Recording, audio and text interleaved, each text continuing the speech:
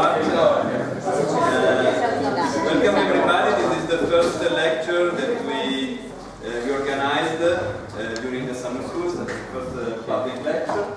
I prepared a lot of work to introduce the three professors, lecturers, but I think I have... let's skip. Exactly. I want only to say that I am very honored that they accepted our invitation to come here. And Sergio, you have known him yesterday.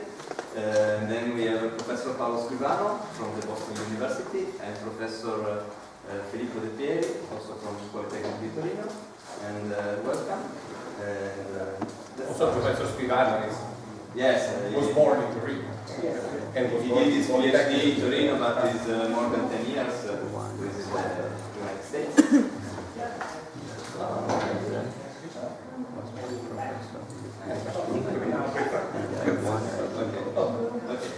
Okay, thank you. Thank you to you. Thank you to comincio io. Thank you to Alberto. I know that you're working hard. You started working hard on your subjects, on your areas. Good luck. It's not that easy because I don't know. I visited with you yesterday. I visited with you the places, and my impression was that they are very, very difficult because obviously they are not so, how can I say, glamorous. It has to be a real super monumental areas, and on the contrary, they're quite complicated because they're not just wasted land. Something more than wasted land, but something less than St. Peter's Square Road. That's complicated. I am here just to introduce a kind of work we've been working on for a very, very long time. Because half of the authors of this book you have in drafts, unfortunately in drafts, still for a while in drafts. Half of the authors are here in this room. I mean, because we worked a lot. We've been working a lot on a collective book on the notion of centro storico. I said it in Italian because actually also the name represents a big issue in the subject. Anyway, centro storico is the historic center, the Altstadt, the centre-ville. It has many different names, and each of these names indicates different aspects of the questions. I'll try to introduce to you what I am talking about and what we asked, me and Davide Cutolo, the other editor of this book, who is not here, actually, we intended to do, and what we discovered thanks to these authors, thanks to these contributors to the book.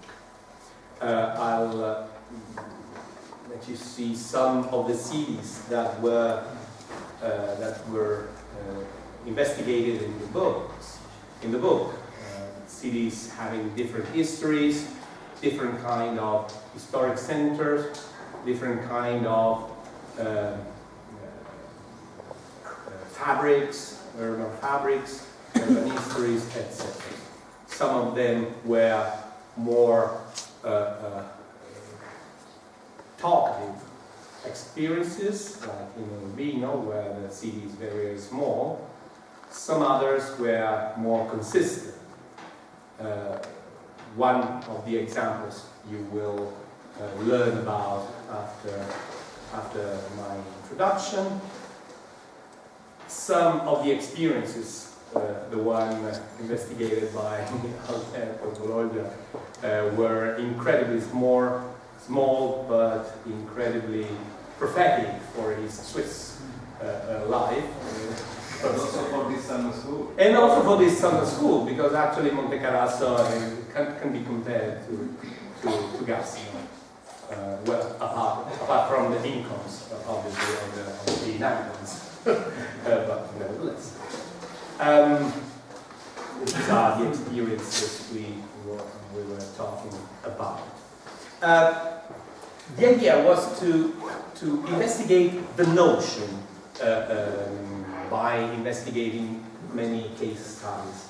The notion of centri storici seemed to us quite interesting because it is now it is perceived as sort of a commonplace, because everybody knows, or everybody is supposed to know something about centri storici, the centro storico. But actually, if we share our ideas, if we share our commonplaces, we realize that we're probably talking about different things, different notions. We had one starting point that seemed to be unavoidable. Although we were investigating all fabrics, all urban fabrics, all cities, all parts of the cities, parts that were built in Roman times or in medieval times or even in early modern times, that could be considered as old, regarded as old from the contemporary years. Well, although we are talking about, everybody's talking about all parts of the city, the notion of centro storico was born because of the modern city. The new one generated the old one, which is quite strange. But think about that. Nobody, until the, now I'm a little bit exaggerating, but just for in educational terms, until the Industrial Revolution, until the urban revolution that the Industrial Revolution involved, until the real big transformation of European cities during the long 19th century, until then, until all these kind of phenomena that involved a new, big, modern, brand new modern city, nobody regarded the existing city as an old one. The existing city was the city, and that's it. The existing city was what they had, what they were inhabiting, what they were transforming, what they were changing day by day, century by century. Nobody cared, or nobody cared, maybe it's too much, but there was not a notion of preservation of some kind of valuable aspects of the old town. This was introduced when the modern city, when the new city started to live. When there was something that could be contrasted with the existing part, well, in that case, the new and the old started to exist and started to have their conflicts, started to have their contrasts. But otherwise, when people in, I don't know, Constantinople, in Istanbul, thought of their city, well, they were just thinking of an organic evolution of a system. And they continuously substituted parts of that city without thinking that an old part was abandoned in favor of a new one. So first we have to think that this story must be a contemporary history, must be a part of a contemporary history. It makes no sense really no sense, this is not exaggerated, I think. It makes no sense of talking of a centro storico of the, I don't know, 16th century Rome. The 16th century Rome was Rome. There was no centro storico. Although what we regard today as centro storico of Rome was almost there already. This is the starting point. Then there is another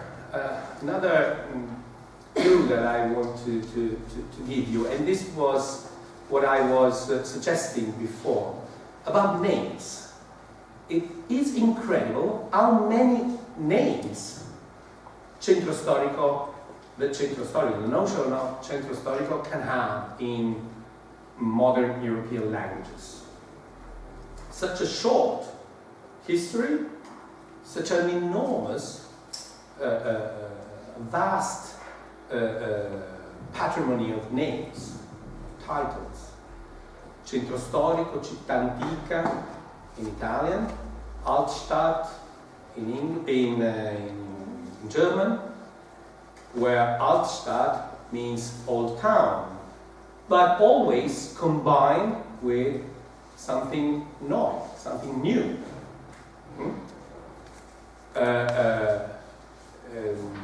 Old town, centre-ville. Sometimes, basically, in this vast patrimony, we have two different biases. The first tending to indicating a geometric center. The centre-ville is the geometrical center of the town. Probably in English we could say the core of the town, where core is something having to do with the function of the organism. Some other time it is not a topographical definition, such as centre-ville, core, etc. It's a chronological, having to do with time, definition which has to do with time, which is Altstadt, centro storico. Centro storico is the center, the part of the city that has some kind of history. You can see that it's quite strange. There are enormous parts of Gassino, Castiglione, all these parts around that were built in the 1950s, 1940s, 1950s. Is this history? Yes, of course. 50 years ago, 60 years ago, why not? Is this centro storico? No, not at all. They are part of contemporary architecture in what we call centro storico, and nevertheless, they seem not to be part of the centro storico by themselves.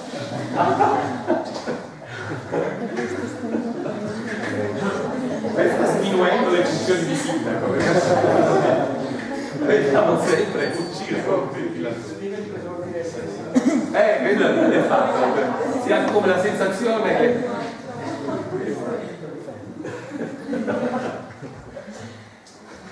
Prosegui.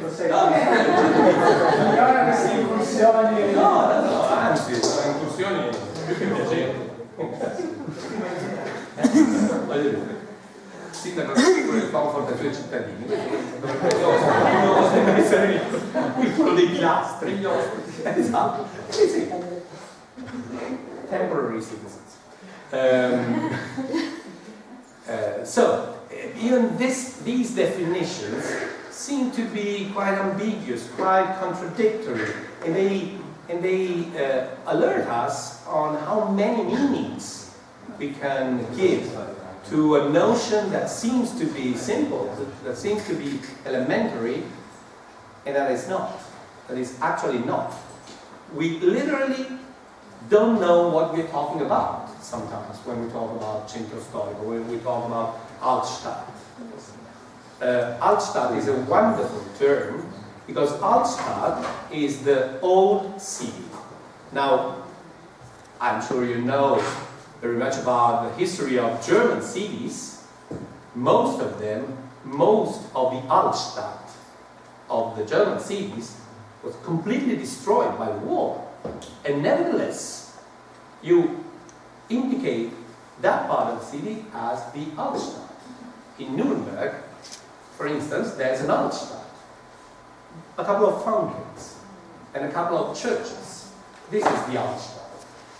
So, the name question is fundamental. But let's see where the discourse started and how it arrived to us, because what we need is to know what we are trying to talk about now, about the children. Well, first, probably, there's one root of this discourse as one incredibly extended route that goes back and back and back, probably to the early Middle Age, but for sure to the early basically Italian Renaissance.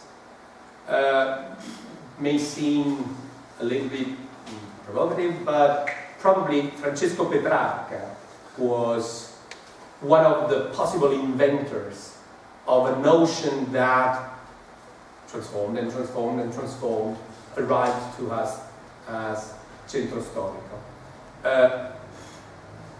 Francesco Petrarca was, apart from being a wonderful poet, was an extraordinary scholar, and he worked a lot on classical texts. And he theorized something that he called translatio studiorum, the transfer of studies. He said there's nothing we can do today without having our roots in the past. He codified the classical past, and in particular the Roman past, as something that could be fixed in one time, in one epoch, in one style, as classic. He was one of those who classified the past in that sense. Why is this so much important? Because he was the first to, he was one of the first, to say that in order to be contemporary, in order to live our lives without forgetting our past, we have to be in debt towards a past that belongs to us and that we need to restore. In English it is wonderful, the verb restore, because it is a verb that goes for buildings, for ideas, for behaviors, for almost everything. And it's fantastic. The restoration of the past is this kind of thing. We have a past out there. It's not us. It's not something that we produced, someone produced. We are in debt for that. We have to translate, translatio is the Latin term that generated also translate in English. We have to translate this past. There's a past and there's something updated and there's something modern. As you know, modern has nothing to do with modern architecture. Modern also comes from the Latin and means now, right now. Modern is the modernus, comes from modo, and modo is the fantastic, this is one of my proud, is the fantastic way that enables we have to say now, mo. Many Italians are characterized by saying mo. Mo arrivo, mo means now, I'm arrived, and comes directly from Latin. And it's the same etymological root of modern. So, for being modern, for being now, we must translate studies. We must translate culture. We must translate architecture. We must translate the arts. We must translate literature. We must be like dwarfs on the shoulders of a giant. This is another medieval metaphor that had a great, great success. Bernard the Shaft was the inventor, and John of Salisbury replicated it. We must be dwarfs because we are dwarfs. We are young, we are small, but we can jump on the shoulders of the giants in order to see far, in order to have a long-distance view. Well, this passage is fundamental because it is the moment it stated the existence of two different elements, two different substances. Something that is now, something that happens now, that happens modo, and therefore is modern, and something that is past. And we respect it, and we are helped by what happened in the past in order to look further. This is probably the first step for a very, very slow, progressive invention of systems of ideas. Let's make it very, very complicated. System of ideas that led on the periphery of these systems also to the idea of centro storico. The centro storico exists because we are now. Thanks to the centro storico, we learn much about us, about ourselves. And this is the first step. Then the other steps are probably more recent. Another step came, for instance, another root of the notion of centro storico, I think came in the long 19th century. Because in the long 19th century, the contrast I was talking about before, between the past and the modern, between old and new, between the existing part and the new part of the city, this contrast led to another important innovation while reconsidering the urban issues. Until that moment, it was very, very rare. In spite of the contradictory elements we have, but it's very, very rare that we can find someone characterizing a city or a part of the city as beautiful, simply beautiful.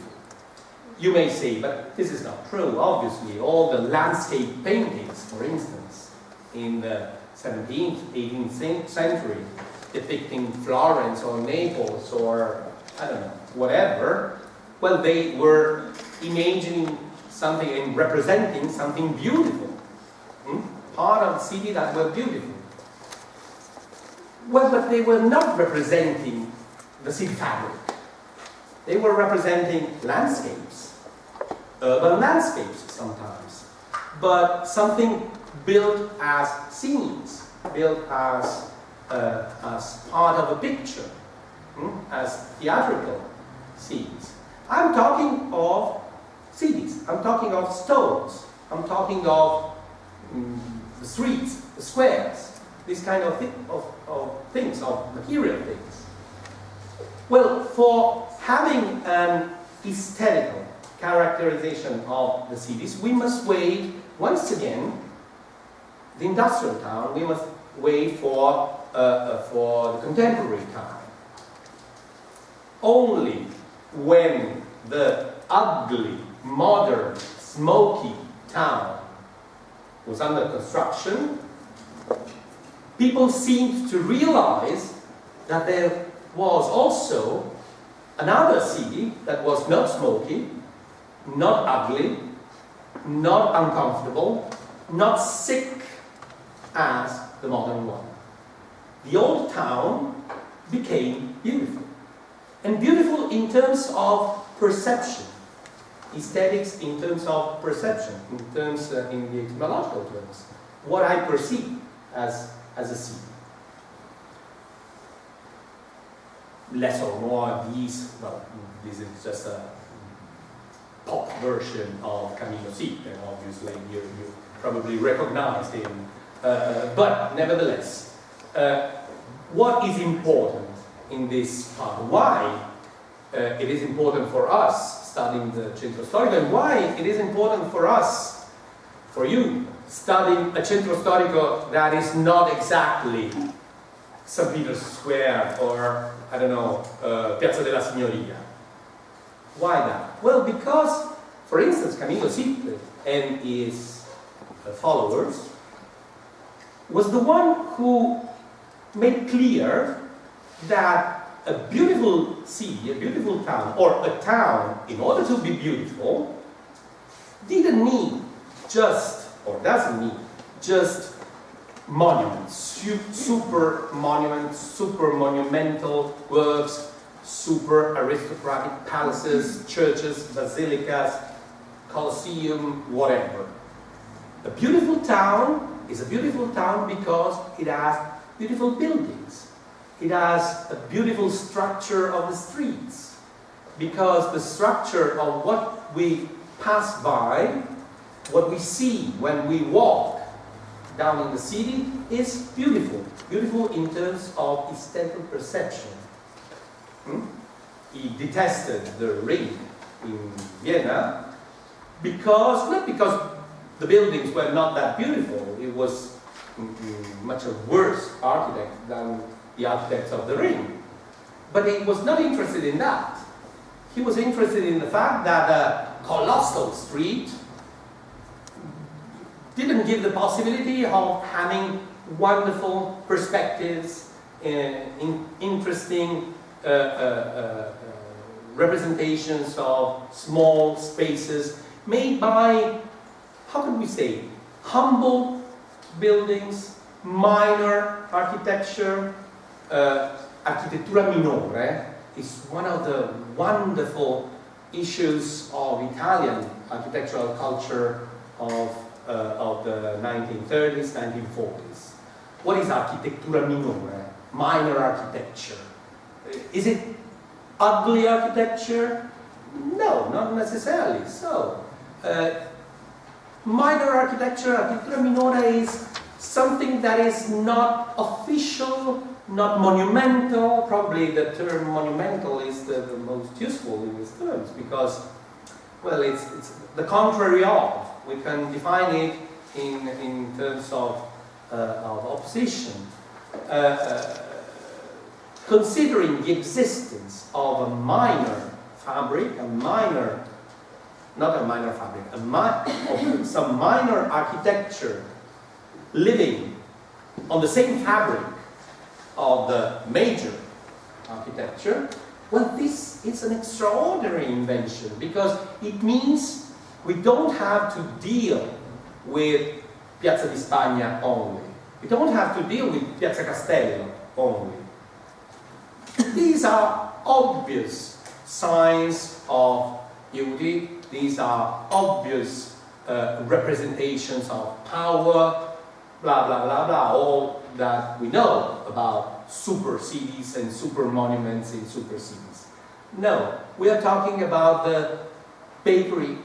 We're talking about small shops, small workshops. We're talking about houses. We're talking about humble, normal, daily, ordinary architecture, ordinary buildings. This is fundamental because we don't have any notion of Altstadt, of Centre-Ville, if we don't mix the monumental part with the minor part. When we talk about the Centro Storico in Florence, we don't mean just Palazzo Vecchio. We don't mean just that. We mean the square. We mean the square and the bridge. the square of the bridge of Via Tornabuoni, where many buildings are, some of them absolutely crucial in any kind of history of architecture of any time, some of them absolutely banal in themselves, but crucial in the composition of an ensemble, the composition of a general super order. This is another important, very important term. And this is another important term because it gives place to one of the consequences of this discourse. One of the first consequences of this discourse. If you start to consider that Paris is not only made of the Louvre, it's not only made of Place des Vosges, it's not only made of those fantastic super places we all love, Notre Dame, Pont Neuf, etc. But if you consider that Paris is made of streets, squares, buildings that can be investigated, for instance, in a municipal archive, in the municipal archives. Marcel Poet was an incredible guy, an incredible scholar who investigated for years, has investigated for years the city fabric of Paris without focusing any super red spot, but investigating the fabric, reading, rereading, reordering the mass of documents that he had in the municipal and state archives. Well, if you consider this kind of fabric as your value, as your valuable object to be studied, to be analyzed, to be considered, well, the next step is behind the corner. The next step will be, well, but we don't have to preserve just the pyramids in Egypt, just the Louvre, just the Eiffel Tower, why not? Just the super spots. These are to be preserved because they are part of our memory, because they are works of art. Although, for instance, neither the pyramids nor the Eiffel Tower were born as works of art. This is a very weak argument, a very weak reason for preserving them. They were not born as a work of art, or not for the public, at least for the pyramids. But if we consider that not only the pyramids, the Louvre, the Eiffel Tower, the church here with its dome, etc., but also the buildings, the streets, the squares, the humble residential units of each single small town must be regarded as important, well, the next step is each single building, each humble residential unit of each single small town can be, let's not say must be, but can be preserved. Preservation, conservation, restoration is the next step. And in fact, urban restoration was born when not Palazzo Farnese, not the Louvre were to be restored, but when the streets around the Pantheon in Rome were to be reconsidered. With many difficulties, because you can understand, while studying here in Gassino, probably the church over here, well, some documents remained, maybe. Some documents that can tell you something about the materials, something about the colors, something about the marbles, something about the paintings, something about the patrons, something about the whatever, the executors. Why not? Especially church buildings, well, are quite generous in documentation. What about the building here outside in front of us? There's nothing. It is very, very complicated to restore it. Because to restore is the translatio studiorum. So you have to start from the beginnings and to translate it to now. What exactly? What do you know exactly about that building? It's not that easy. Minor architecture is very hard to be known, much more than the Louvre. About the Louvre, we have an incredible mass of documents. An incredible mass of documents. We could restore each single brick of the Louvre without any problem. Without any problem. On the contrary, about simple, humble residential unit, we almost know nothing. Because we don't have documents, because we don't have witnesses, we don't have anything, we don't have proofs, we don't have evidences, nothing about that. Yeah. So this is another aspect that must be considered when we talk about centro storico. Considering that, the notion of centro storico, as I tried to tell you until now, there is an existing part of the town contrasting with a new part of the town, a part that is almost naturally beautiful, almost unavoidably beautiful, in spite of what it contains. A part of the city that is almost naturally destined to be preserved, to be conserved, to be frozen sometimes.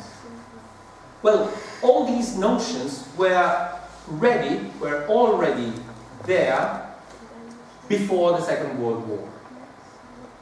By the Second World War, by the beginnings of the Second World War, all these notions were almost there.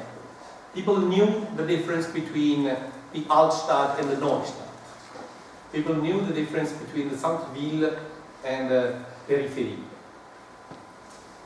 Then the war happened, the Second World War happened, which was definitely crucial for our subject. Because the destructions, well, obviously, the Second World War meant many people died. It meant that many people died, of course, and it's a human question. But well, on a smaller scale, on a less sentimental scale, maybe. But it's also a question of buildings and cities. Enormous parts of the cities that disappeared almost suddenly. Dresden in Germany is probably epitomized a trend, but Dresden was just one of them. And even local bombing, Piazza San Carlo in Turin, local bombing were not that left people and scholars and historians and architects not indifferent towards the possible reconstruction. When the bombs fell down on the centre-ville, on the centro storico, what can happen? It's not a question of restoration, or it's not only a question of restoration, it can also be a question of reconstruction. When reconstruction is not the general complete process of reconstruction that characterized Europe in the late 1940s and 1950s. No, reconstruction is that we have some stones there and we must reconstruct them. How? We don't know exactly. There are not clear recipes or not contradictory recipes for that, rules for that. The bombings and the destructions after the Second World War changed. Once again, the perception of the problem. It didn't change the notion in itself. The notion was already there. It's an old part of town that is bearing on its shoulder the modern one, like the giant with the dwarf. This was not changed, but the dimension of the problem was immense, changed immediately. The dimension of the problem changed in larger towns, completely or almost completely destroyed by the war, like German towns, but made people reconsider also what could happen in smaller towns. What could be the modern destiny of old towns, for instance, conflicting with some aspects of modernity that had never been considered before. The experience, for instance, made by Giovanni Astengo in Assisi was definitely crucial for Italy. He had to consider that Assisi was a Roman town that had the adventure to see the birth of St. Francis, and therefore to have pilgrims, and to have pilgrims that come for St. Francis, but also to have pilgrims that come for Giotto and for the two churches. And the two masses are not exactly overlapping. And then it's a normal town, it must live.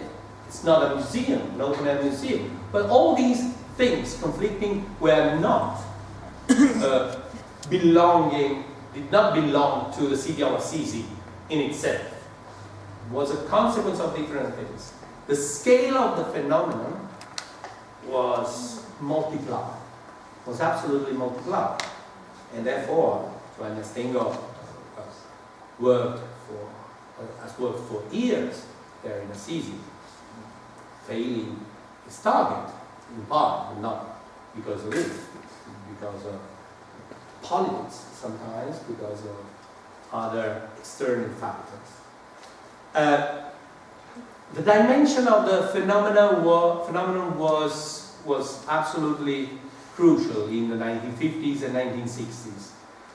Associations, groups, single citizens started to fight for parts of the town.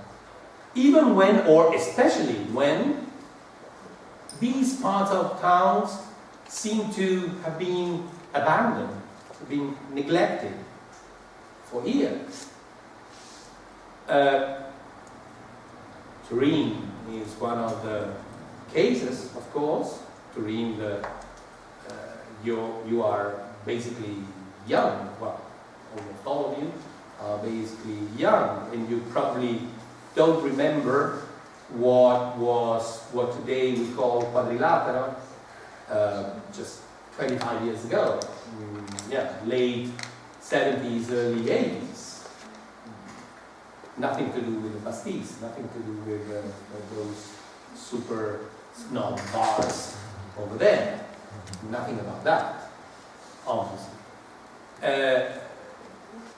But probably, and then I give the word to you, probably one of the first experiences where, at least in Italy, where the dimension of the problem, without the destruction by the war, was tested in Bologna. The experience that Filippo and Paolo explored is for sure one of the most complicated on a very, very large scale. Bologna is one of the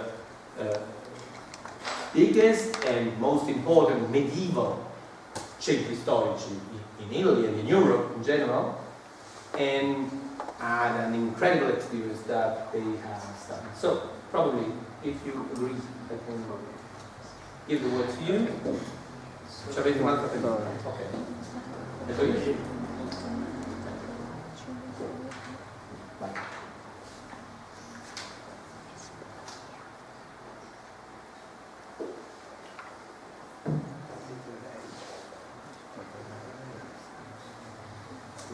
Sì, sì, sì.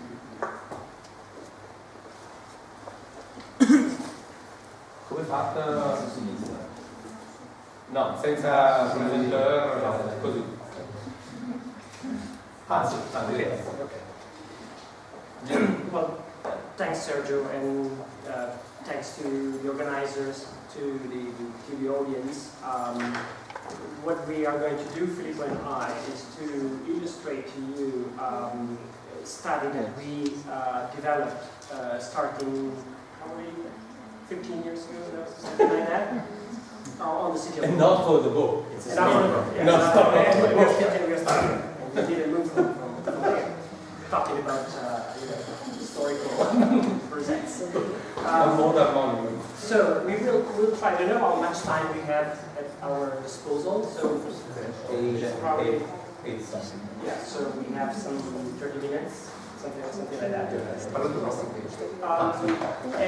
So let's start with first of all with kind of introduction to why we began to work on Bologna. So it's a kind of archaeology of ours then. I think around the beginning of 2000 or 2000 and something, 2002 or something like that. So Filippo and I were involved in a project which originated from the former, today defunct Netherlands Architecture Institute in Rotterdam and the ADK, the Academie der Künste in Berlin, for an exhibition whose title, I think, was Stadtraum, so it was happiness, a city, and space. And we wanted to investigate the notion of happiness, whatever it means, of course, associated to space, to urban space. So we were asked to provide some cases, Italian cases, to dealing with this question of space and happiness. And among those we proposed, and I don't remember why, so we advanced the idea of working on Bologna. But I do remember why we arrived to Bologna, so what it was the theoretical, methodological reason for doing that. Bologna, in our imagery, was the city of happiness. So the city I always described as everything works and kind of combination, successful and happy combination of political will and transformation of the urban space, or if you want, preservation of the urban space. And so we started with that. We started with that just for the conclusion of the story about the exhibition. The two institutions, the Dutch and the German institution, as it could be expected, never managed to work together. So at one point it was a split, and the result was an exhibition in Berlin and a book published in Holland, where we contributed a small essay. After that, so our curiosity developed. We were invited to present the subject to various events. I remember one in Paris. And finally, around 2004, we were invited to contribute an article to a Canadian journal, Urban History Review. And that was probably the most accomplished for the time research. We never totally abandoned the idea of working on Bologna, but then Bologna resurfaced, thanks to Sergio in this case, and to other opportunities. And so we are still here. We have moved along other lines. Now, before asking Filippo perhaps to introduce the context of within which we need to place the case of Bologna, especially from a cultural and political point of view, I want to add that Bologna in many ways represents the epitome of what Sergio was trying to describe. So the ambiguity about historical preservation when it comes to the city is the preservation of the historical center of Bologna significant because of question of centrality, because of question of memory, or because of question of, let's say, of agreement, of creation of consensus in the citizenship about what the historical center is. When we began to work on Bologna, we realized that most of these categories would not work. And actually, in many cases, we had some, and we are going to illustrate them, to show them to you. We had also some ironic findings, so cases in which all of these categories appeared to not work as expected. So, since I think we need to move fast. So, should we? Okay, let us make a further point. The point is that Bologna is one of the most iconic case studies of historic preservation in Europe. One of the things that happened to us when we started to work on Bologna during the years that Paolo talked about was that many of the people we were working with suddenly reacted to hearing the word Bologna and historic center. We had also some negative reactions when we were somewhat critical towards the experience of Bologna. Yeah. Anyway, anyone in Germany, in the Netherlands, in several parts of Europe seemed to know something about the preservation of the historic center of Bologna. We had considered many case studies for our research, but this was the only one that always elicited reactions. There was a memory and some kind of circulation of knowledge about Bologna that fed our curiosity to know more. The case of Bologna was extremely documented in the European journals of especially architecture, but actually of several disciplines, especially in the 1970s when it really became one of the few European experiences that were documented with extreme attention in several European countries for reasons that had as much to do with conservation as with politics, actually. Actually, what made the case of Bologna so popular throughout Europe and actually also beyond Europe was that ideas about urban conservation were closely linked with ideas about politics and about social aspects of conservation. Exactly. This is a poster, I would argue, from the early 70s, must be around 1973, I would guess, I can remember exactly. It refers to a plan which was the Centro Storico, which was approved in 1973. We'll give you a bit of chronology in a second, but it highlights precisely this aspect I was talking about, the fact that one of the aspects of the conservation strategies in Bologna that struck European observers in the early 70s was the fact that Bologna was trying to promote a conservation strategy for the historic center that could allow for the permanence of the poor inhabitants of the historical center in their houses. So the idea was to promote a kind of social conservation, as it was called, a way to carry out the preservation of existing buildings without expelling population from the city. So this social idea of conservation was very strong, and it was really the slogan behind the Bologna experience of the early 1970s. But actually, the Bologna experience was more complex than this.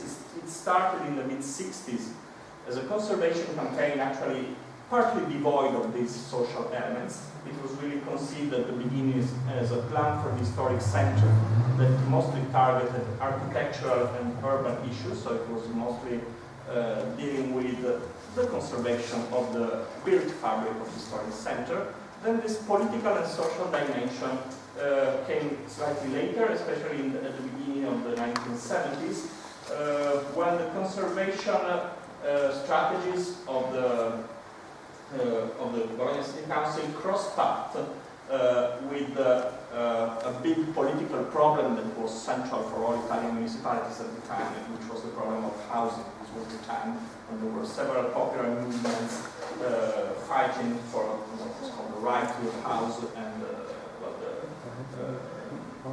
requiring municipalities to act in order to favor better housing conditions for the populations of historic centers and of cities.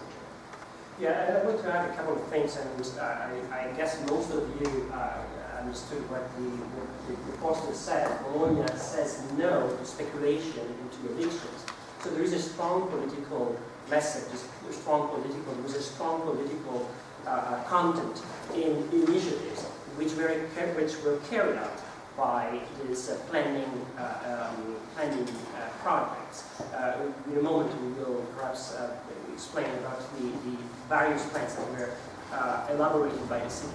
Now, one thing that has to be explained, and perhaps, again, most of you might know this, but Bologna, the city administration of Bologna was under the control. The city council had a majority, a leftist majority.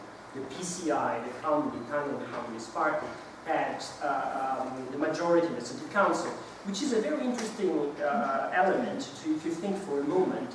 It is the ideology that for at least 1 century had promoted modernization, had promoted change, was in this case advocating for preservation of the old.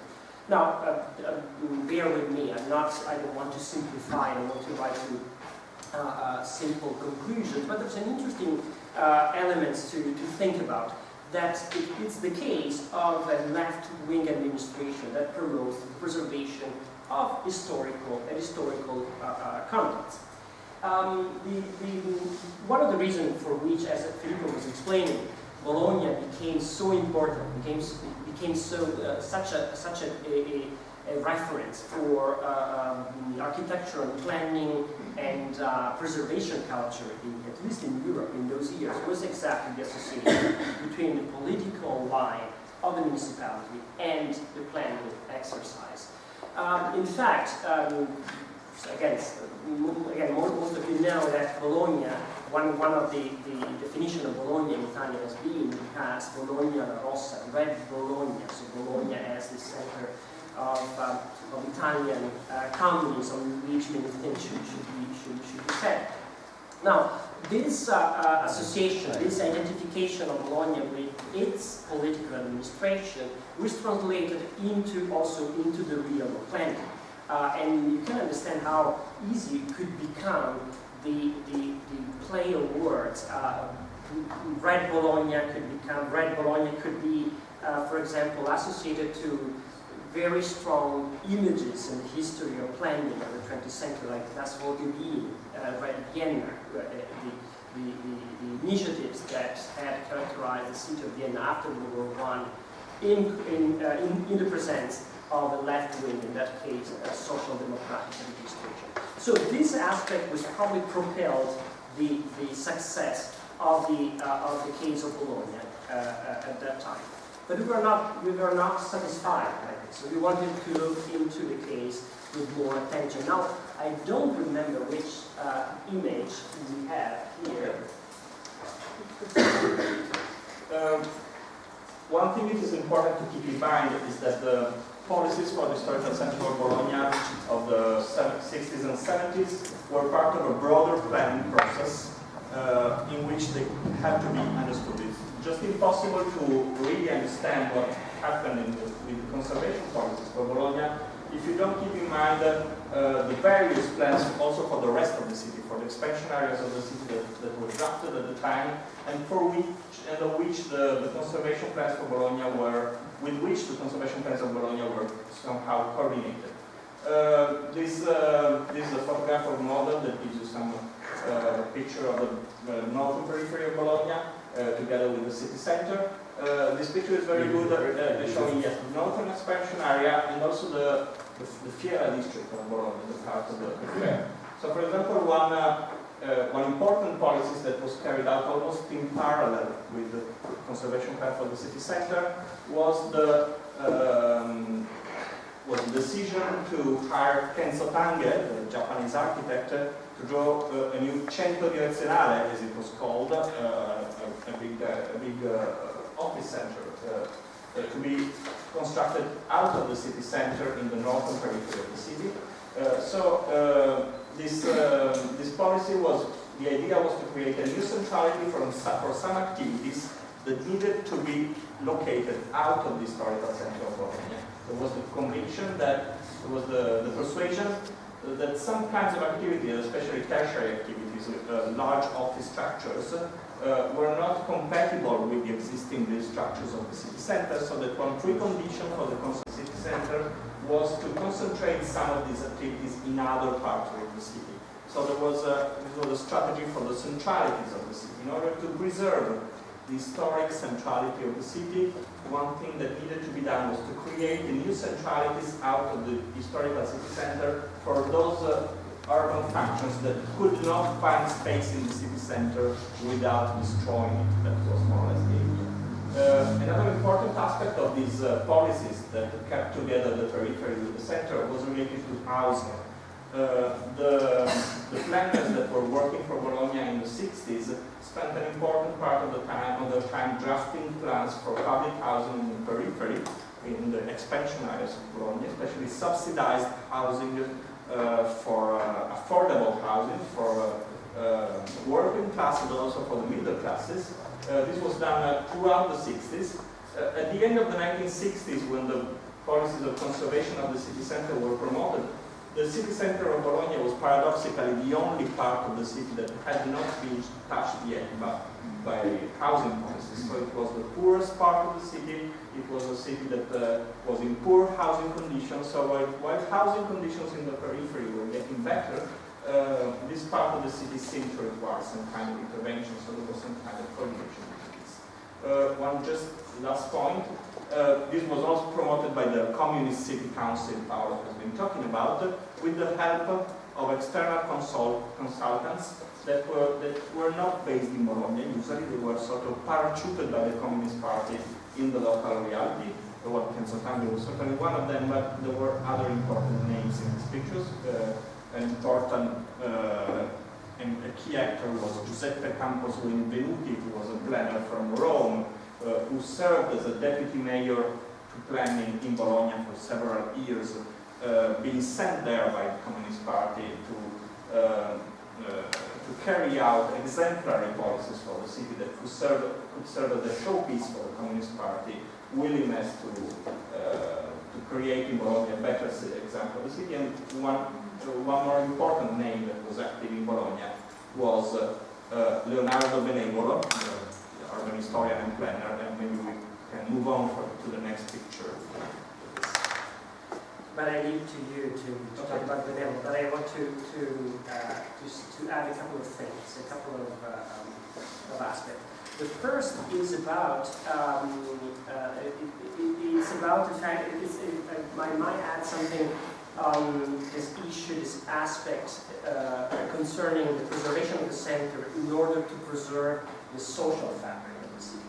Now, policies will change over time, so I'm not saying that what I'm going to briefly describe to you is what was implemented from the very beginning, but just to make you understand one of the possible mechanisms to arrive to successfully implement these policies was, for example, to offer loans to owners for transformation, for the restoration of their buildings, provided that they would follow instructions and indications from the city about what to do. So that was seen as a possible the creation of a possible virtuous circle that would be both economic and also social.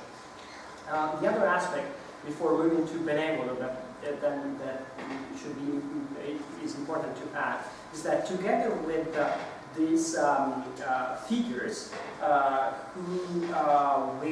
provided a connection between Bologna and the planning culture of the time, and were professionals or like Benevolo intellectuals at national level. There was also the important role played by the local technicians, or we will perhaps say something more in a moment. But there was also, so that's a very important aspect to remark, so the presence of a class of technocrats in the city that acted as the local antenna for implementing these ideas, which were actually debated at the national level. So this is another aspect that seems to point to the fact that Bologna really marks an important moment for preservation discussions at the time.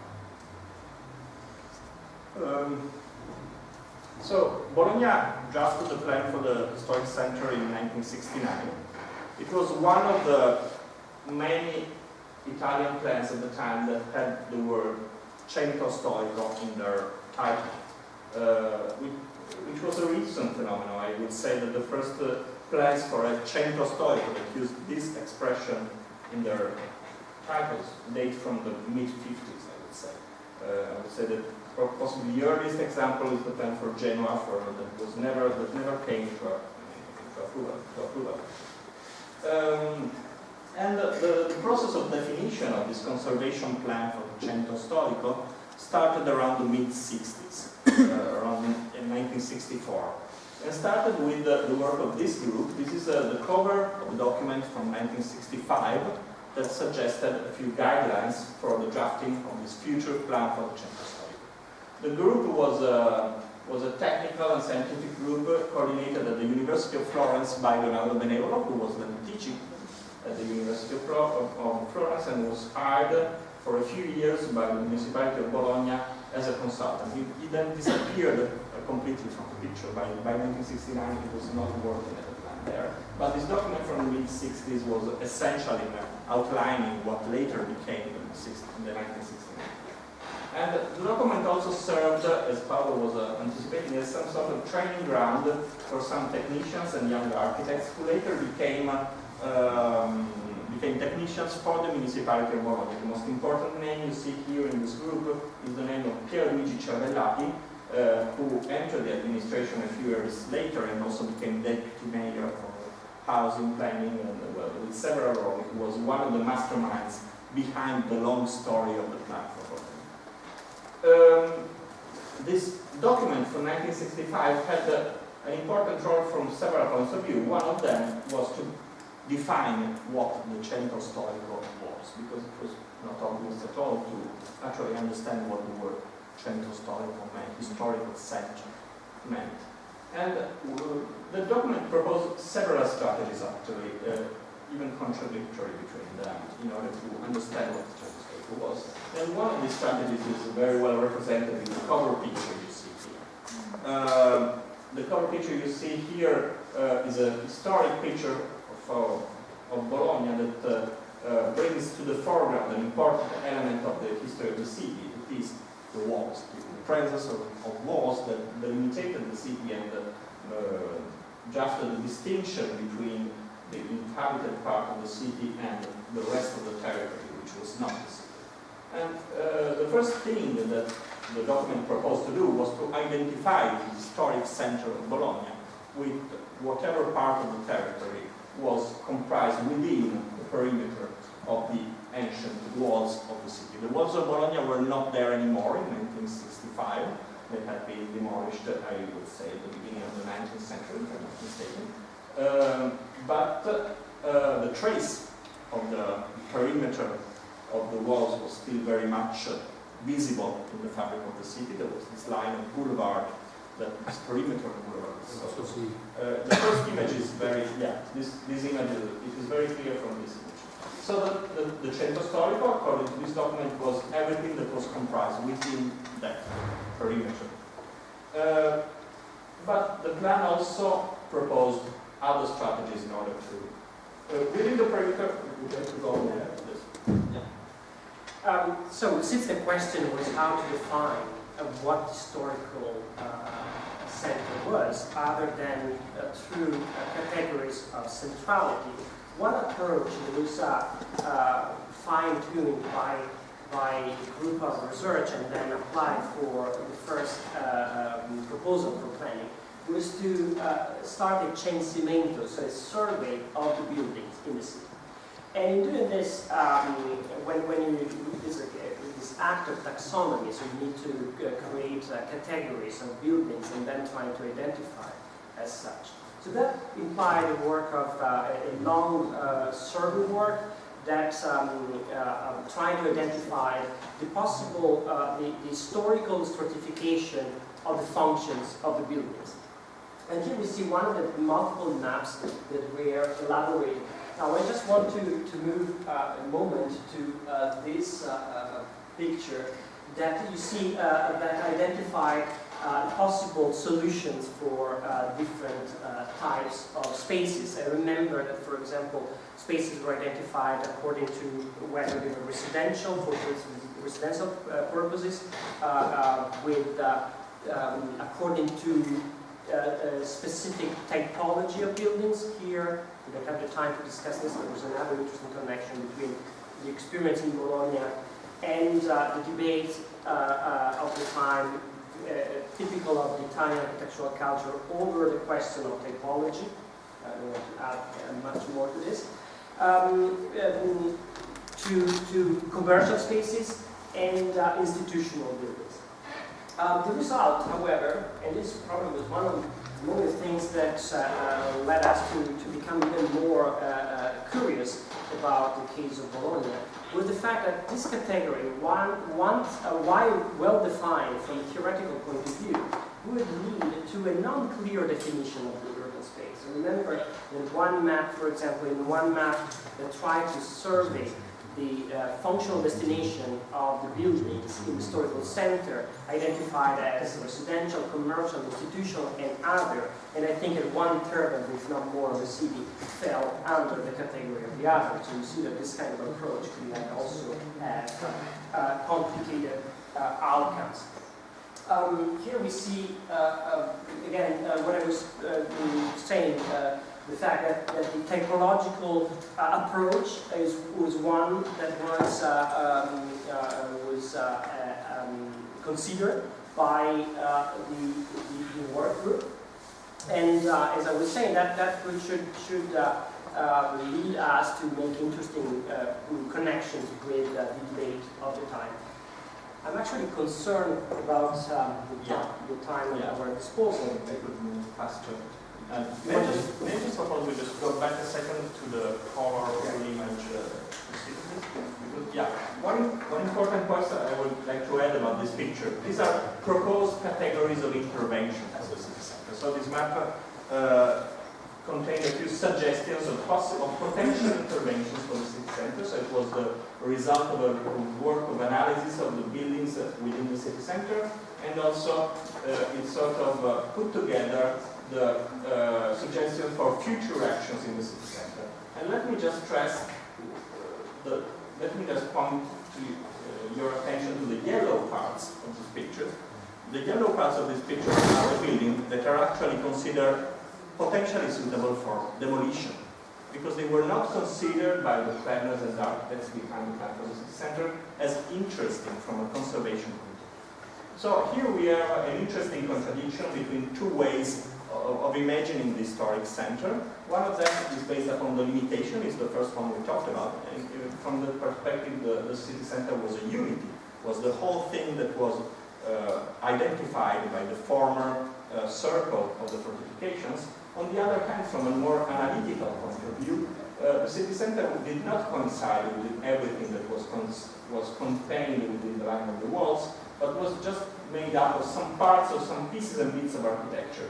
Basically, everything that had been built in Bologna from the mid-19th century to the present day, apart from a few monuments, was considered to be potentially suitable for demolition. So the city center was also open to potential conservation.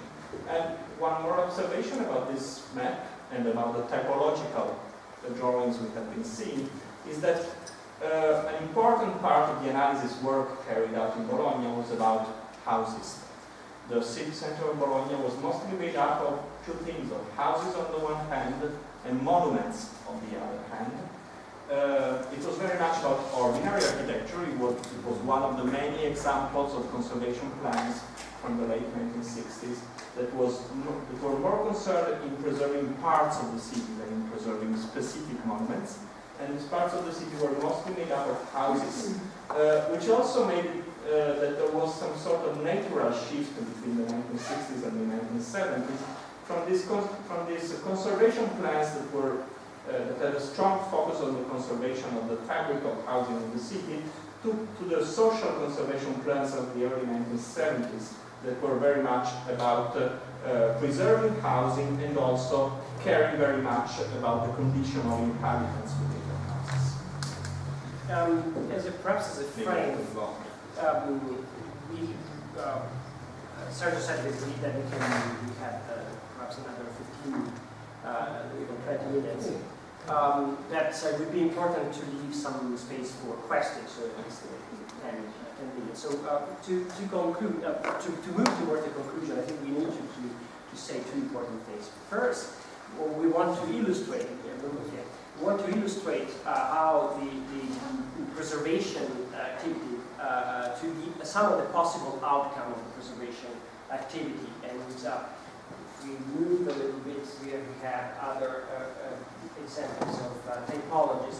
The actual work consisted in considering blocks, city blocks, and favoring the preservation and the recovery of these city blocks through the mechanism that we were briefly describing before. So this kind of virtual circle that should be implemented through, for example, distributing loans to the owners, selecting contractors for the works, supervising the transformation, and so on.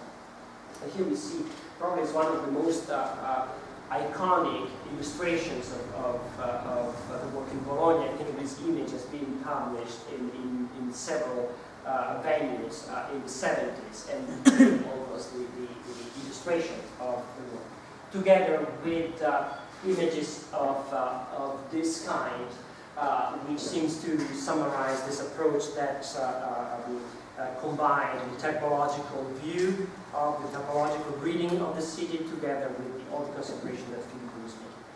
The second aspect, and I think it is the right image. The other aspect we need to emphasize is the fact that Plan of Bologna, together with being a plan for the preservation of the city center, a plan with a social goal of controlling the transformation, the change of the social fabric in the city, was also an extremely interesting project of, I would say, of communication, of political communication. One aspect that the administrators of Bologna understood as being extremely important for the success of the plan was the creation of consensus around the preservation activities.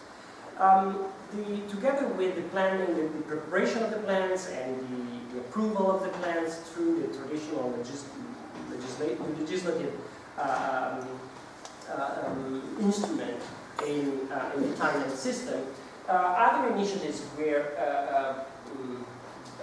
initiated, and they consisted in, for example, in promoting the publication of volumes, dealing with the question of the historical center, the organization of exhibitions, and also and this is exactly what we want to show to you, and also patronizing visual campaigns, so photographic campaigns. Photographic campaigns was goal was to let's say to reproduce, to present through the photographic medium the center of Bologna, and using this visual material for the initiative of communication that the city wanted to carry out.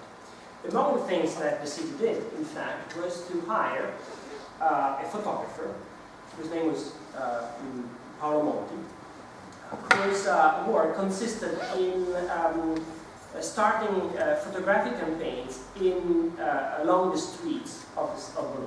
Here we have the map, which the color indications gives you an idea where Monti worked. Now the work of Monti is very, very interesting. Monti had a past, actually his biography is quite interesting. He became a photographer after, he was born in Novara, had a career as a company manager, and then decided to dedicate himself entirely to photography. Began in the 60s to investigate historical settings, and urban historical settings, in particular in the Pope Lane, so in the cities, the small cities around Bologna, and in 1869, correct, 69, he was commissioned the photographic campaign for the center of Bologna. Now, what Monti did was a very interesting work. So he selected, just waiting for a second, here is that. So selected a number of sites, but in particular streetscapes, and carried out a photographic campaign which consisted in two moments, in two phases. One was carried out during the winter months, and where the photographer depicted through his camera aspects of the city as it was used at the time. So here we see a view of the city of Bologna.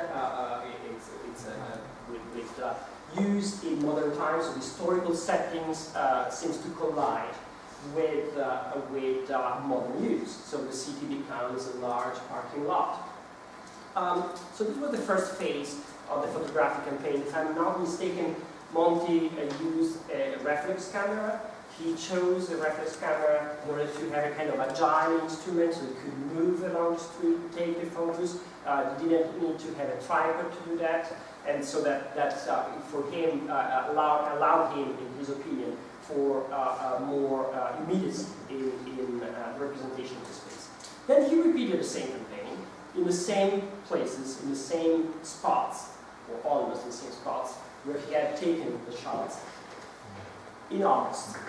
Now, if you are familiar, well, actually, during the summer times, we know that in August, all of Italian cities are empty. Everybody goes to the beach. There's nobody in the city. He took these shots, so he made these photographs in the same location. And he didn't limit himself to take images, to make photographs of areas in the city where you have no human presence in these images. He actually was accompanied by a team of workers from the city of Bologna, a towing truck, so someone had left the car by chance there, the car was removed. The workers, the municipal workers, also removed all street signs, so all the signs of modernity were removed. And the result, was this contrast between two sets of images that were published in a publication of 1970 and mounted and assembled and presented in this way. So you see, you have always a couple of images, the same streetscape, one with the sign of modern presence, of modernity, and the other one with the empty streets.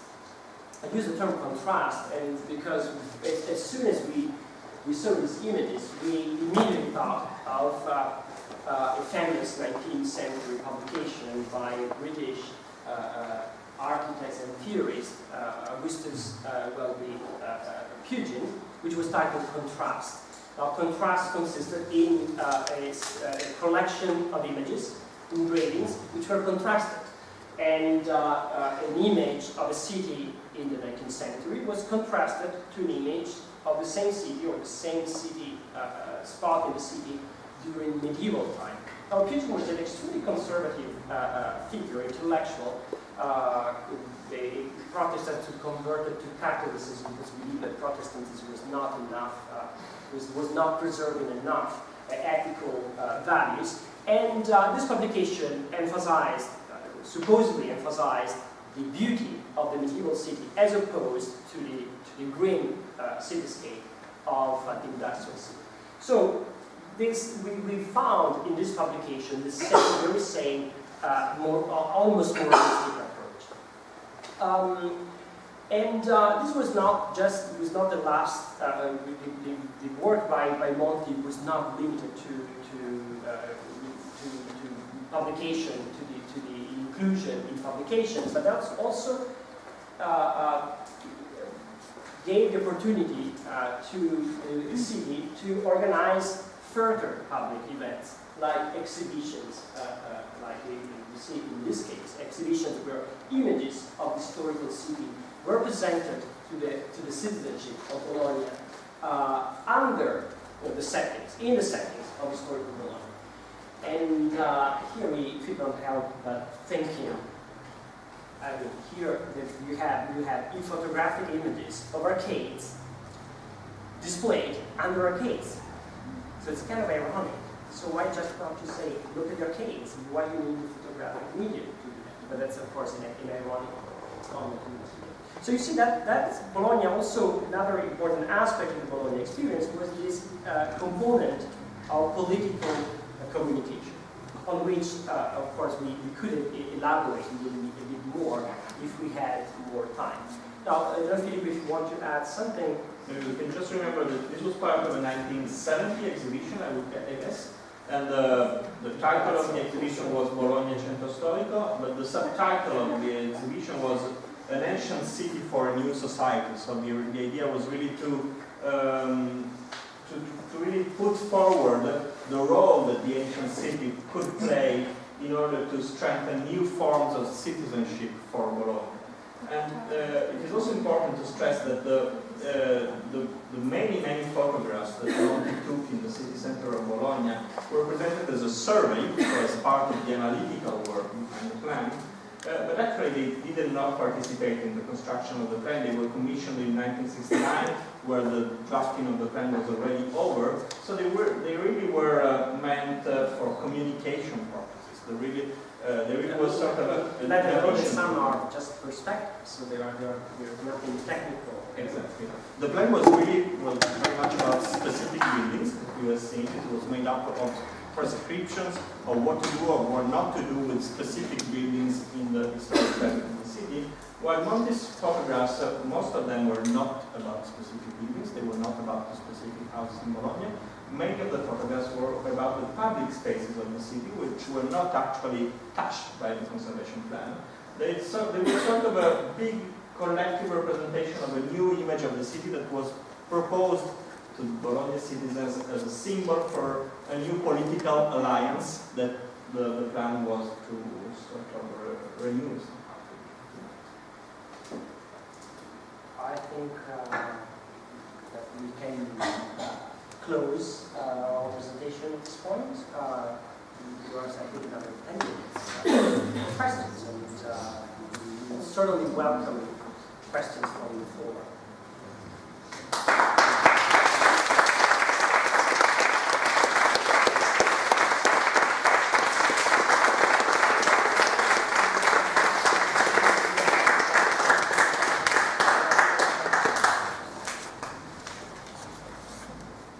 I hope you have a lot of questions.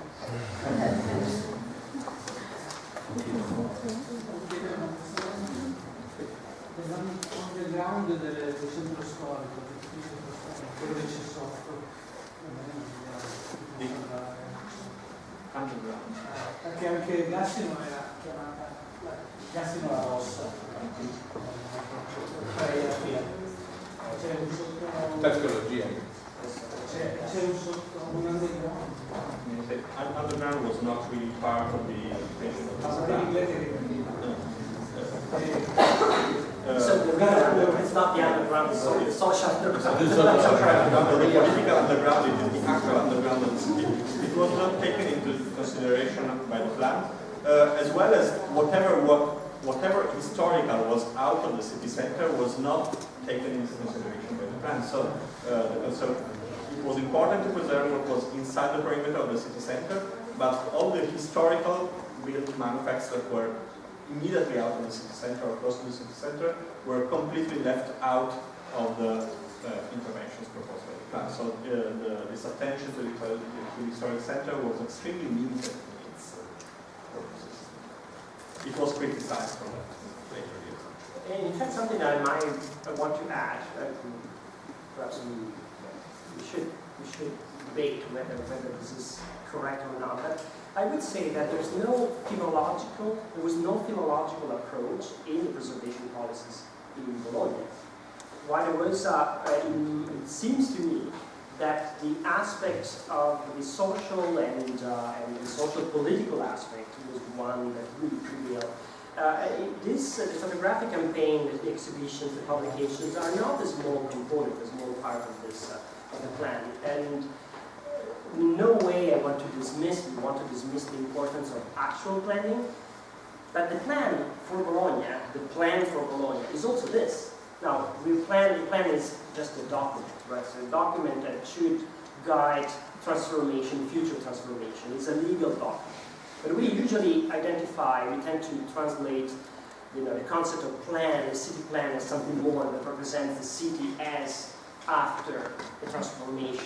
Here we have even something more. So it's a plan in an extremely wide definition. It's also a process of communication, a process of creation of consensus in the synergy.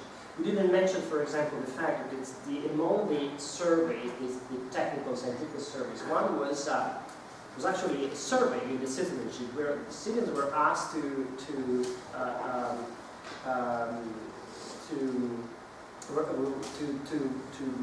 answer to questions that were of this kind. Is it better the city with the old buildings or with the new buildings? With historical buildings of the modern buildings? Questions that were highly rhetorical. And again, so it is something like, aren't you persuaded that the historic buildings tell history better than the book? And the answer was yes or no. And unsurprisingly, the sociological survey turned out to reveal an extraordinary majority of inhabitants in favor of the conservation of the city center. But it was a survey that really, where many of the questions implicitly included the answer in the way questions were formulated. Because of the political persuasion and communication aspect that was really prevalent in the operation.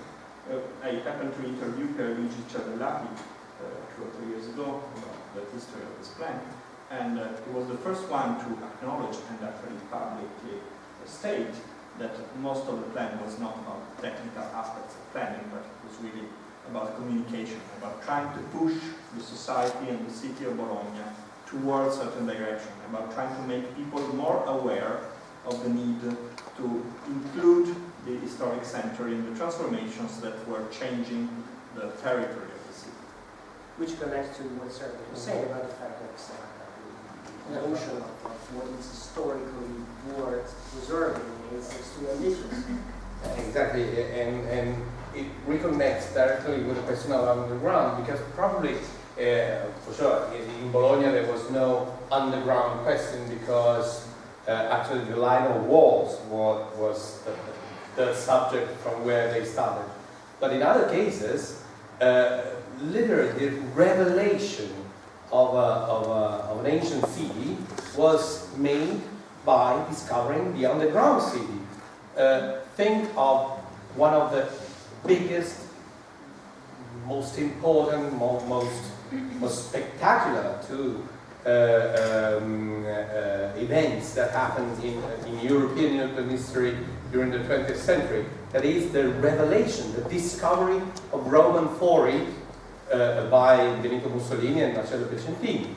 They simply revealed, in the literal sense, they took the whole neighborhood of medieval part of Rome, and they took out this part and revealed what was underground. What was underground was the history of town. What was on the ground was not considered to be the history of the town, because it was not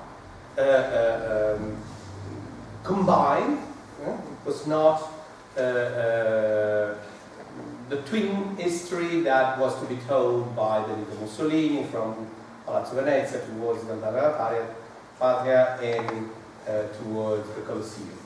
So revealing the underground is exactly to build a centro storico. This is what happened in the late 19th century in Turin. There was no trace of the theater, of the Roman theater.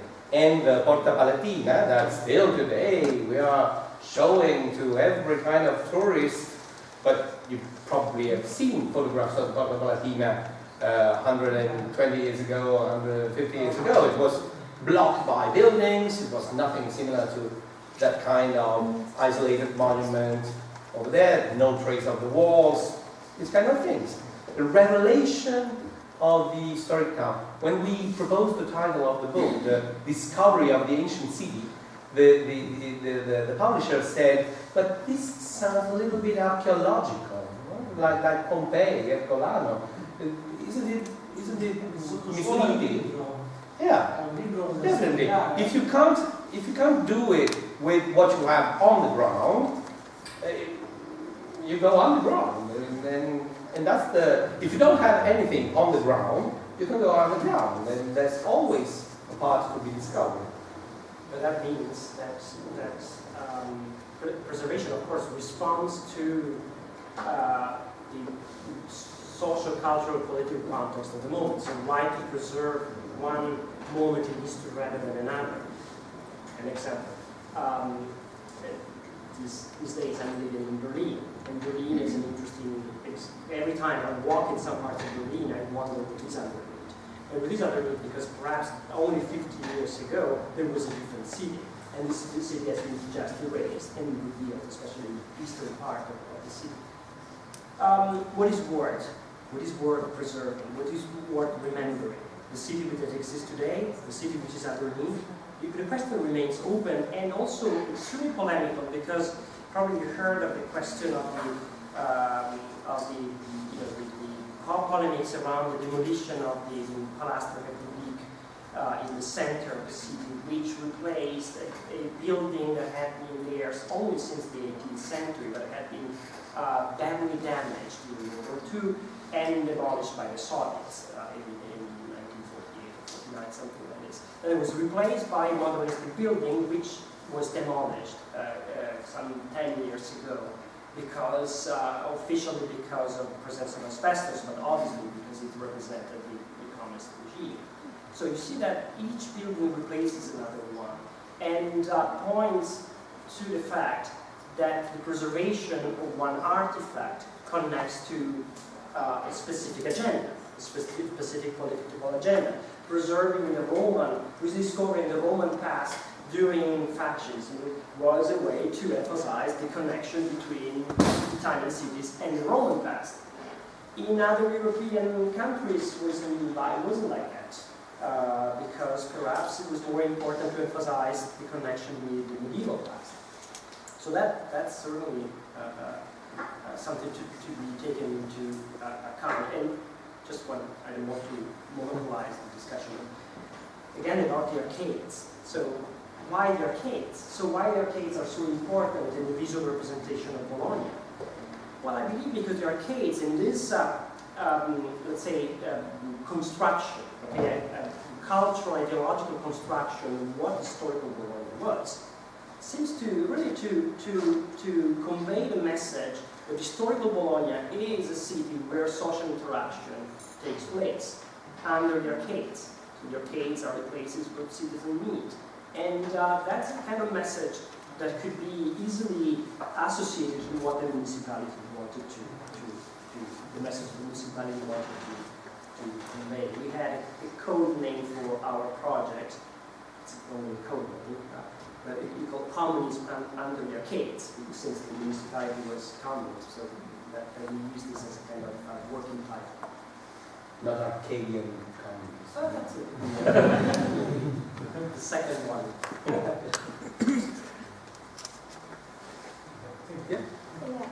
So like when we are working on a historical city which is so important, so how do you come up with the decision that which building has a potential to be demolished? Like, are there some ground rules, or what did you really observe that concluded that these things, these structures of the city have the potential to be demolished? In the case of Bologna, an ideological dividing line was modernity. Yeah. Was one of the basic idea behind the whole thing was that the history of the city has somehow been broken in coincidence with what the planners call the Industrial Revolution, so that the 19th century had brought some sort of important change, really a break in the history of the city. It had sort of broken the continuity of historical time. So on the one hand, this is Benevolo from the 1965 report, who argued that it was important to preserve the historical center of Bologna precisely because the continuity of historical time had been broken somewhere in the 19th century. So this ancient city could be apprehended and understood only by preserving it and experiencing it, but there was a distance.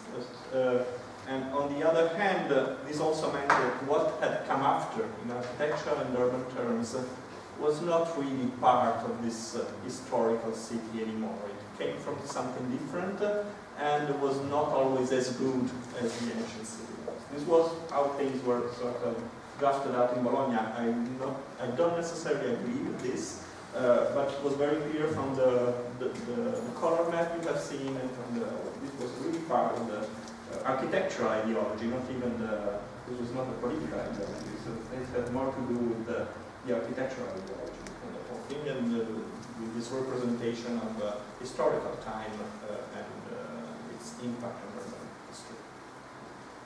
Yeah, I think that in different terms, what we tried, with both presentations, we tried to show is that behind every kind of project about centro storico in Bologna or elsewhere, there's always a cultural project.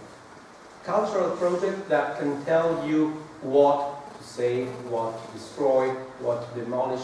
It is impossible to conceive any kind of operation, any kind of intervention in the historic fabric of a town without a guideline, some kind of guidelines that tell you why. Before, what? Tell you why. There have been so many different attitudes towards the past.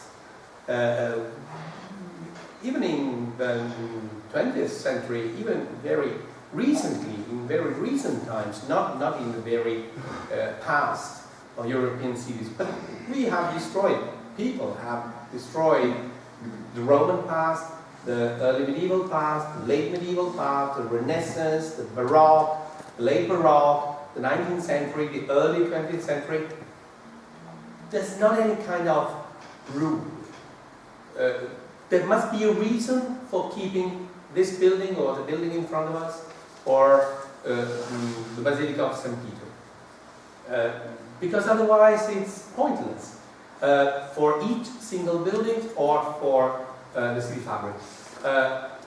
We all love, I mean, always the same example, we all love the Pantheon in Rome. A beautiful, fantastic monument. We're always astonished whenever we look at it from outside and inside. It's absolutely astonishing. Well, do you know why the building is there? Why that building is there and not the Imperial Palace? The Imperial Palace, the Palace of Augustus, which was much more important and big and gorgeous and rich and whatever. Why the Palatine Hill is now a mass of ruins and the Pantheon is there? Because it was transformed into a church. Because it was not a Pantheon anymore.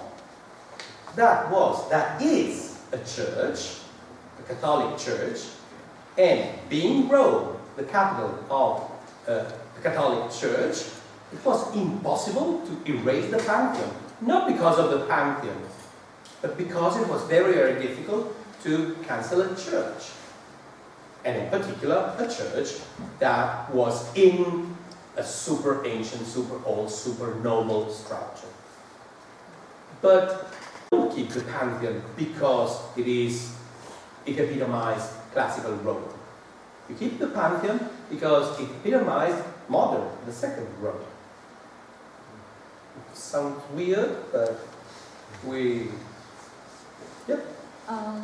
So, I mean, after all this survey had been made and finished, you showed the map with yellow spots where the building is supposed to be demolished. Was it really demolished, and what was the real impact on the architecture coming after this, the study of the historical center, like the real impact on the architecture and architect's mind? I mean, is there any We are in real Italy, so examples or like what was transformed according not to this that model? much.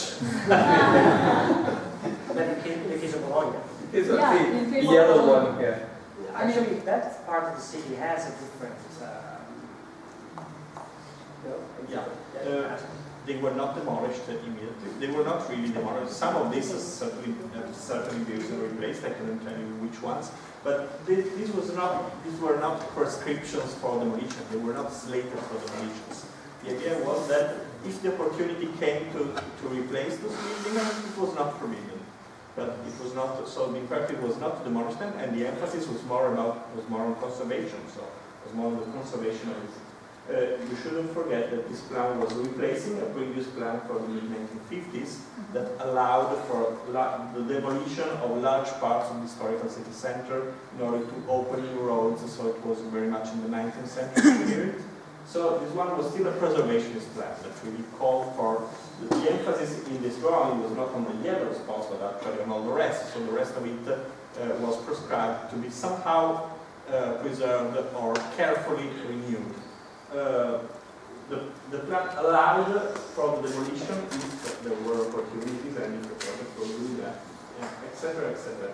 So some of these buildings, I would say, were probably replaced by some other buildings, and some had been replaced recently. There were architecture from the 1950s, very good building by Sergio, for example, that is in the yellow part of this plan. I don't have a precise map on what happened. I would say that there hasn't been a huge replacement in this part of Bologna, which is still mostly characterized by the 19th century expansion of the city center, so probably some parts of this is completely replaced. But do you think it had been a huge difference if they didn't start this survey and the preservation movement of the historical center? But one thing you need to remember that despite the fact that the administration was communist, in the end, Bologna was in a country which was regulated by a free market. So, in the end, what the plan was trying to do was to give indication or limitation to possible transformation. So when you have the yellow indication, that means that the city, in that case, would not intervene should an owner decide to demolish. That doesn't mean that the owner, because, I mean, in order to intervene in an area, you need to have an economic opportunity, and perhaps the economic opportunity never occurred. Did the city change? But actually the purpose of the plan was to not change the city. No, I mean, if it had it changed a lot if there was like not this map and the surveys that made in order to preserve everything. I mean, is it possible? Well, of course we don't know. We need, however, to remember that Italy underwent a dramatic transformation, economic and social transformation after World War II. And one of the consequences was extreme urbanization. Urbanization before the war, Italy was mostly a rural society. The Italian one was mostly a rural society. By the 70s, there's a switch, so the majority of the population lives in the city. One of the outcomes of this transformation was building speculation in large cities. I mean, you can walk in Italian cities, in the periphery of Italian city, and you see that the entire sectors of the city had been built around between the 50s and 70s. The goal of the plan was exactly to limit it. I'm unable to say that whether without the plan something could have happened, because again, you need economic opportunity to do that. But the plan was trying to avoid it, wanted to preserve the center and its identity, its character. And Monti and other photographers or filmmakers at that time were producing an amount of visual materials that emphasized the characteristics of the city of Emilia-Romagna, the region of Bologna, as having a small center, having a few squares, having arcades connecting one public space to another. So there's also a strong rhetorical component that was successful because contributed to create that consensus we were talking about before. So consensus is really, really key. If we don't have, if there's not enough agreement about what to preserve, preservation can be in trouble. If I may have, it's a kind of suggestion for reading this map. Probably in all these colors, I mean, this is the group of colors, what you must retain most. It's not the yellow part, neither the yellow part nor the red one. The red ones are the untouchables. This is obvious. This is absolutely obvious. The Cathedral of Bologna, well, nobody could touch it. Nobody would ever think. These yellow parts, as they told you, are the opportunities. If someone ever come, okay. But what is fantastic about transformation of Bologna, and the city did change from this point of view, are the orange and the blue parts. That means restoration, partial limit, risanamento. This is a wonderful term, Italian term, that is to, how can we translate in English? To be guarire, how do you say, not conservative restoration. If you are sick and then you're good, you have to do with healing. Rehabilitation. Rehabilitation. Rehabilitation. Yeah, that's the connotation of healing, so that the city has, you know, 19th century record of the city being sick. So it's that's fantastic. In this, there's a part of the city since 19th century, a part of the city, and specifically the old part of the city, that is sick. And you must intervene in that like in a body, in a sick body. You cut, the words are the same. You cut, you sewing an old town. These are medical terms, absolutely medical terms. And the 19th century rhetorics about the old town, it has the lexicon taken from the medical lexicon. So, what is interesting is what they do with the orange and the blue parts. So, Alberto is Dr. Frankenstein? Exactly. And Dr. Albert from Lausanne is our Dr.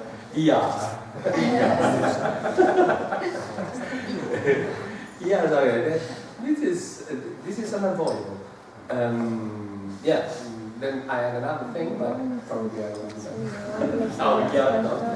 Yes, that's another question. Oh, I wanted to go back to how you introduced the topic of space being related to happiness. And so, what did you find out after seeing all this data? What did it reveal of maintaining this preservation and working to maintain the consensus of everybody wanting to preserve the old city? In terms of, is it just like ameliorating nostalgia for the old city life, or what did you find that these spaces really contributed to happiness? Actually, nostalgia is probably a good definition, so that this nostalgic attitude.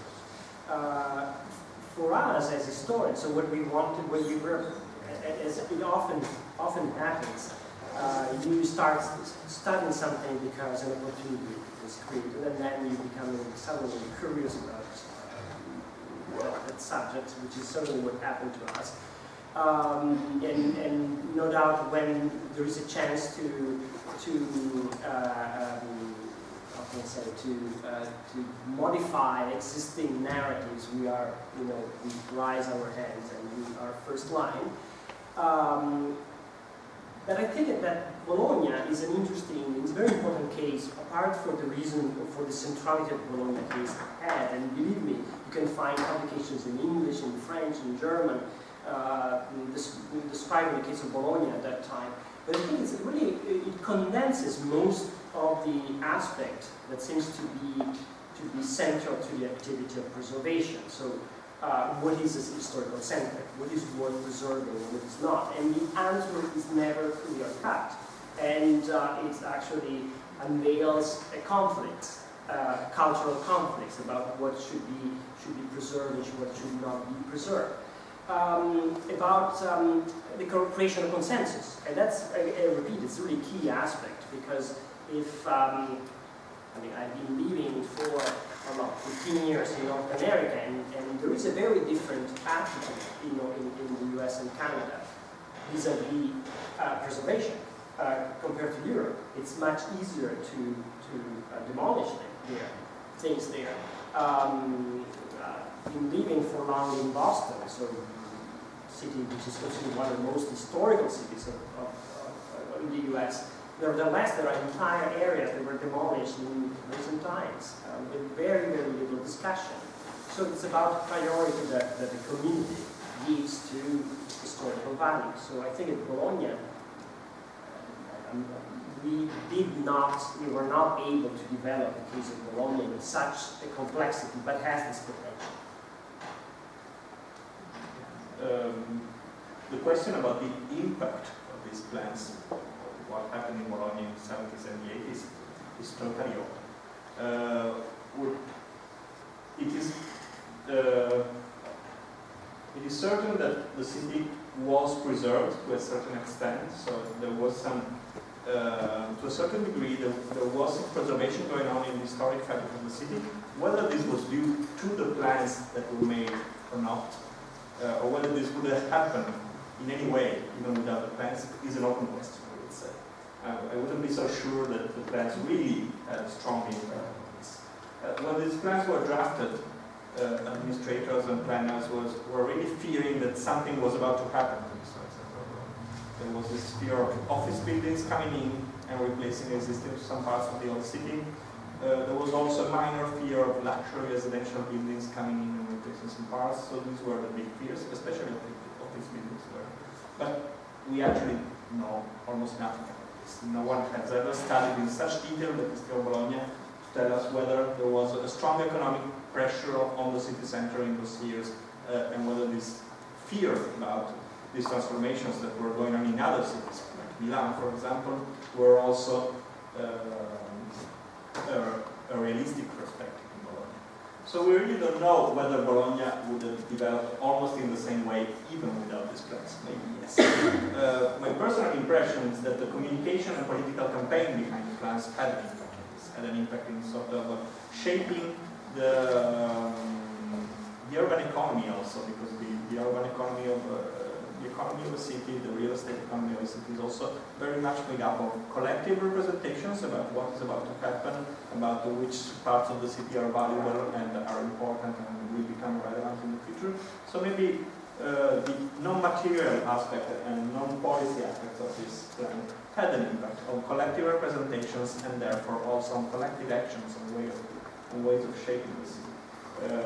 If I were to guess, I would say that this was the strongest contribution of these plans to what happened next. But really, we don't have analytical studies on the implementation of these plans, on what happened in the 70s and the 80s, on which part of the plans were actually implemented, and especially on the economic impact of the plans. Some observers have suggested that these plans actually contributed to foster speculation in the city center, so to raise the real estate values of some parts of the city center, which was not a stated goal of the plans. It was like an unwanted effect of the plans, if you wish, but some observers criticized the plan by stating that the only actual effect that the plan had obtained was to create the condition for real estate speculation in the city center. This is a theory. My impression is that we don't have enough evidence to support any of this. But it's certainly true that many Italian cities at that time were in the same situation, the same condition, and in one case in the point is Turin, that around at the beginning of the 70s, the real estate values in the center of Turin were quite low. And then, for a number of dynamics, which implied also preservation policies, the dynamic was reversed, and now the real estate values in the center of a city like Turin and other cities in Italy are quite high. In the 70s, you could I mean, you could have bought something for nothing, beautiful apartments for nothing in many Italian cities. So it's true. From a point of view of, from a resort point of view, what would be necessary would be, there would be an enormous work, and perhaps we are not exactly the most competent. Economic historians should do that, and it would be, by the way, enormous work. We should probably look at, at the upkeeping of television. You have to look at the transactions and the sales. It's an enormous work, but perhaps the answer is there. We guess, and I think what gained for sure is the imagery of Bologna. If you now walk, I don't know how many of you have been recently, I mean in the past 10 years in Bologna, well, the image of the city, which is quite a strange term, we always, it's like centro storico, what is the image of the city, we never know. But nevertheless, what you find at newspaper stands, as postcards, what you find, I mean, on the website of the Comune di Bologna, these kind of things, well, it's Paolo Monti. It's exactly that. It's exactly that. Because of different reasons, because Bologna is quite a strange town, has always been a strange town, because it's obviously an industrial town, but as it has always been considered the part inside the walls, there's no industry inside the walls. So the medieval relics are, well, the vast majority. It looks old, and it looked old also before Cervellati and Venevolo. And what they did, probably one of the long-lasting results of the work, was to restore, once again, the image of late medieval, early Renaissance Bologna, which is absolutely now the only image of Bologna surpassing everywhere, on the website, on postcards, on pop culture, etc.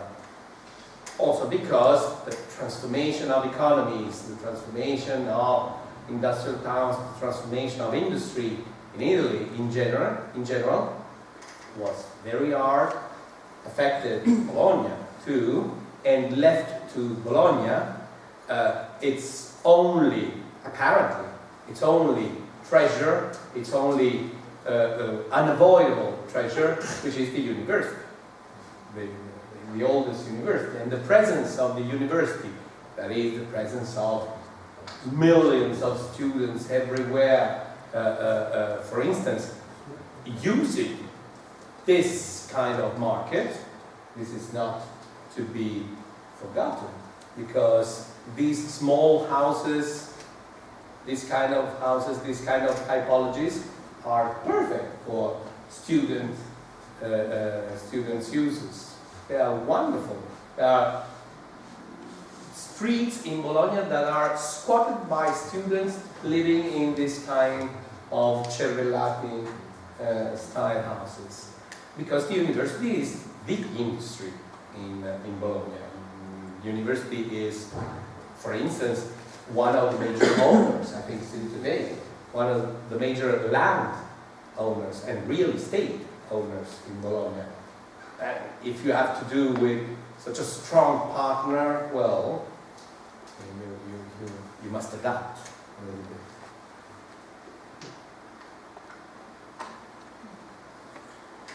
Time? Why? Oh, yes.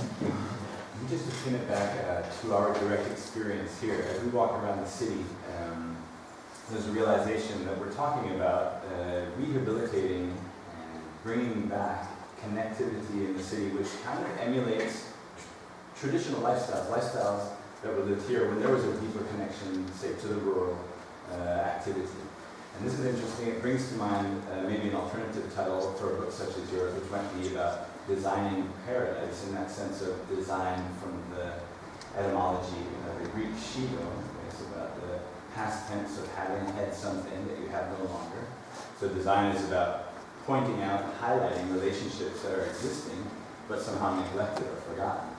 And the etymology of the term paradise, which is from the Persian, as I understand, and it's talking about a walled space, a space that's enclosed by walls. And so this specific sort of image makes me want to ask about this question of vision. Vision in the sense maybe like Colin talked about in Collage City, the idea that the city can be a theater of the past, of memory, as well as for the future. So there's a kind of nostalgia for the future as much as for the past in this way and oscillating there. So the idea of vision, maybe I wanted to ask, does it relate perhaps a bit to how Patrick Geddes, when he talked about Edinburgh and these evolution of cities in that context, he's talking about synoptic vision, synoptic in the sense of seeing together the past and the future in a kind of simultaneous contrast is what brings an interest, a vital interest. Do you think of these projects as helping to inform that vision, maybe as we move forward with our research? It depends. I mean, if we're talking about Bologna, just Bologna, yes, something about that. I think it happened. We must not forget that nostalgia means the sorrow for going back, for coming back. And there's a part of sorrow, there's a part of sadness, and that's why probably the critics for their project about happiness in town, it's a sad city, because it's a city a sad city, the one designed, the one imagined by Cervellati and Benevolo, because it's a city that indicates a place where you could go back, but you probably can't, you probably don't have the possibility. So, in case of Bologna, things like that happen, and the reconstruction of a nostalgic paradise, this is a perfect definition. I agree. Probably happened, but I think that even the ambiguity of the notion of centro storico must tell us that not every case, almost every case, is different from the other. There are cases, case studies for preservation of old towns that are completely opposite, because the future is evident in there, and even because of real estate, even because the market is flourishing, is lively active in town, there's no nostalgia for anything. The city center of Turin is dramatically different from this kind of thing. What happened? Because this was even too much active, too much projected towards the future. There's nothing about nostalgia in the city center of Turin, in the Roman city center of Turin. It's protruded towards a future that seemed to be happy, that seemed to be reachable, that seemed to be flourishing, that seemed to be, probably was not, but I mean, at that time it looked like. So many cases. In Italy, you always have to consider the presence of unhappy events, catastrophic events. Most of the works on the centri storici, by architects, by historians, by municipal administrators, whoever, were determined by catastrophic events. After earthquakes, I mean, Bologna came in the late 60s when Agrigento, for instance, fell down. And this was hard. I don't know if you noticed that here, consultant, or something like this, I don't have, yes, consulenza, consultant, is Antonio Cederna. He was not an architect. He was a journalist who animated Italia Nostra, who was the precursor of environmental culture. Exactly. The idea was, as Paolo was saying before, was please stop the destruction, stop the catastrophic event before they happened. In 1966, Agrigento falling down, and Florence with the flood of the River Arno, with incredible mass of destruction. So, in this case, I mean, it's not question of nostalgia, it's not question of happiness, it's question of emergency. And half of the works on the centri storici in Italy were determined by emergency. But in the 20th century, but also in the 19th century, the big speculative initiatives that were called risanamento in Naples, when an enormous part of the Roman and Greek, old Roman and Greek town was completely demolished because of economic, financial reasons, all these kind of things. Well, it was determined because of cholera in 1884. The epidemic of cholera, well, hurried up the reflections on the city. Is the city guilty somehow for cholera? Yes, of course, because the air is stinky and cholera passes because of air and black walls and high buildings, etc. So, tear them down, and the rest of the city preserved as a treasure. Well, the second part never happened, but the first part, of course. There are very different elements for centri storici, because when we say historic center, we must always wonder, what are we talking of? The historic center of Gassino in 2015 is nothing comparable to the historic center of Barcelona in the 1850s. And nevertheless, there was a project for outside Barcelona and a project for inside Barcelona. So it's very hard to say there are 1, 2, 3 trends, because we always indicate different themes, different subjects. Okay.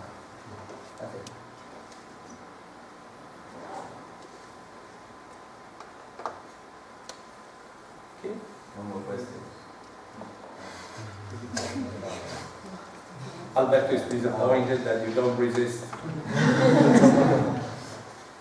I just want to say thanks to the professors, so Sergio Pace, Filippo Pieri, and Paolo Scrivano. Thank you for the lesson. And if I understood something of the lesson, that is even presentation needs an idea of future. Okay? Definitely.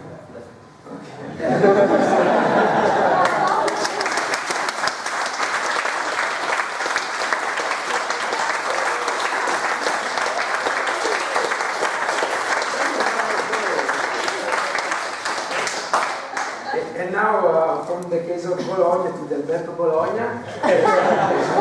Exactly. Think of this question: why Alberto chose Bologna? Plan for Bologna. Thank you very much. Self-evident. Thank you. Thank you. Thank you, Alberto. Thank you for your patience.